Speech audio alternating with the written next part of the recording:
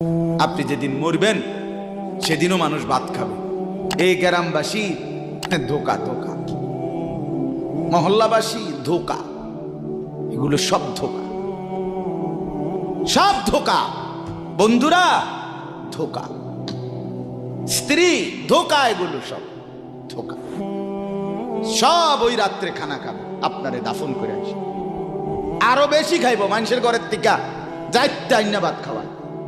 আও হারাদিন কাঁদছে নামনে, শরীর দুর্বল হয়ে যাব খানা না খাইলে। ভাত খা, খানা বন্ধ নেই। লাশের সামনে, লাশের সামনে মুসলমান আজকে জানাজা, লাশ সামনে, এখানে দাঁড়াইয়া জিগায় খানাটা কোন দিন কইয়া লাইলে ভালো আছিল।